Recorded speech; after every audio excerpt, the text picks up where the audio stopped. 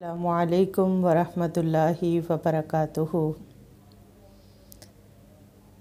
استطاعت کے باوجود، طاقت ہونے کے باوجود، مالی وسائل کی موجودگی کے باوجود قربانی نہ کرنے والے کے لیے نبی صلی اللہ علیہ وسلم کا کیا ارشاد ہے؟ دراصل قربانی وہ عمل ہے جس کے ذریعے سے انسان اپنے رب کا قرب حاصل کرتا ہے، جس کو اپنے خالق سے، اپنے مالک سے، اپنے رازق سے محبت ہوگی تو وہ اس کی محبت میں اس کی خوشی کا کام ضرور کرے گا، کیونکہ اللہ تعالیٰ کو 10 ذی الحج والے دن قربانی سے زیادہ پسندیدہ کوئی عمل نہیں ہے۔ سب سے زیادہ محبوب عمل اس دن جو اللہ تعالیٰ کو ہے وہ ہے قربانی۔ تو جس کو اللہ سے جتنی محبت ہوگی وہ اس عمل میں کاہلی، سستی بالکل نہیں کرے گا، بلکہ وہ بڑھ چڑھ کر اللہ کے راستے میں قربانی کرے گا۔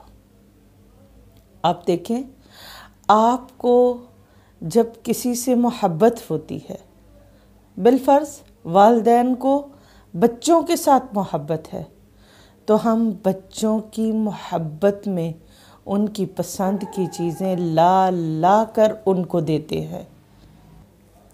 اسی طرح جس کو اپنے خالق سے محبت ہوگی تو وہ اپنے خالق کی محبت میں اس عمل سے پیچھے نہیں رہے گا، اور اگر کوئی طاقت اور استطاعت کے باوجود بھی قربانی نہیں کرتا تو نبی صلی اللہ علیہ وسلم کی ناراضگی کو اس حدیث میں بیان کیا گیا ہے۔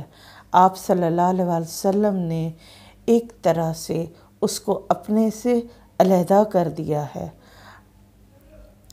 صحیح مسند احمد اور ابن ماجہ کی روایت ہے، رسول اللہ صلی اللہ علیہ وسلم نے فرمایا، جسے قربانی کرنے کی وسعت اور طاقت ہو، یعنی وہ کر سکتا ہے قربانی، مگر کنجوسی، بخل اور بچت کے چکر میں وہ قربانی نہیں کرتا، اور پھر وہ قربانی نہ کرے، وہ مسلمانوں کی عیدگاہ میں حاضر نہ ہو۔ آپ صلی اللہ علیہ وسلم نے سخت ناراضگی کا اظہار کیا کہ یعنی جو اس شاعر کو جان بوجھ کر چھوڑتا ہے تو وہ مسلمان کہلانے کا انڈائریکٹلی میسج ہے کہ اس کا وہ حقدار نہیں ہے۔ یعنی آپ صلی اللہ علیہ وسلم نے کہا اس کو پھر عیدگاہ میں آنے کی ضرورت نہیں ہے۔ تو اللہ تعالیٰ سے دعا ہے، اللہ تعالیٰ مجھے، آپ کو، ہم سب کو توفیق دے کہ ہم خوش دلی سے اللہ کی محبت میں، اللہ کی اطاعت میں، اللہ تعالیٰ کی بندگی میں، جہاں ابراہیم علیہ السلام نے اپنے بیٹے کی گردن پر چھری چلانے سے گریز نہیں کیا، تو ہمارے لیے یہ تو بہت بڑی نعمت ہے کہ اپنی اولاد جو سب سے زیادہ پیاری ہوتی ہے ہم سب کو، تو اس کی گردن پر چھری چلانے کی بجائے ہمیں جانور کو ذبح کرنے کے لیے کہا جا رہا ہے۔ تو ہم اللہ کی محبت میں جتنے پکے ہوں گے اتنا ہی یہ عمل ہمارے لیے سہل و آسان ہوگا۔ اللہ تعالیٰ ہم سب کو توفیق دے کہ ہم اللہ کے راستے میں خون بہا سکیں۔ سبحانک اللہم و بحمدک، نشہد ان لا الہ الا انت، نستغفرک و نتوب الیک۔ السلام علیکم ورحمۃ اللہ وبرکاتہ۔